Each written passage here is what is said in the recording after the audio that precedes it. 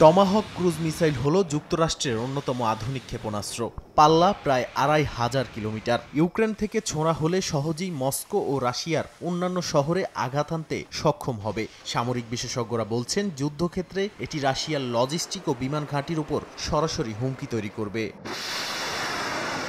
এ প্রস্তাব ঘিরে ওয়াশিংটনে মতবিরোধ দেখা দিয়েছে। রিপাবলিকানদের একটি বিরোধী অংশের মতে সরাসরি অস্ত্র সরবরাহ ন্যাটোকে যুদ্ধে জড়িয়ে দিতে পারে। অন্যদিকে ইউক্রেনপন্থী কংগ্রেসম্যানরা বলছেন, দীর্ঘ পাল্লার অস্ত্র না পেলে কিয়েভ রাশিয়ার হামলা প্রতিহত করতে পারবে না। এ বিষয়ে ভাইস প্রেসিডেন্ট জেডি ভ্যান্স জানান, চূড়ান্ত সিদ্ধান্ত ট্রাম্পই নেবেন। তবে ইউক্রেন চাইছে যুক্তরাষ্ট্র সরাসরি না দিয়ে প্রথমে ইউরোপীয় মিত্র দেশগুলোর কাছে টমাহক বিক্রি করুক, যাতে সেখান থেকে মিসাইল ইউক্রেনে পৌঁছায়।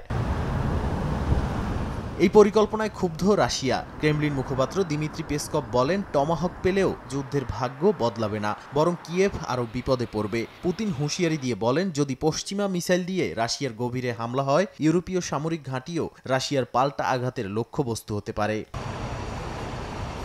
বিশ্লেষকরা বলছেন, ইউক্রেনকে টমাহক দেওয়া মানে রেড লাইন অতিক্রম করা। এতে যুদ্ধ সীমান্তের মধ্যে সীমাবদ্ধ থাকবে না, ন্যাটো মিত্রদের উপরও রুশ হামলার ঝুঁকি তৈরি হবে। ইউরোপের নিরাপত্তা চ্যালেঞ্জ আরও জটিল হয়ে উঠবে।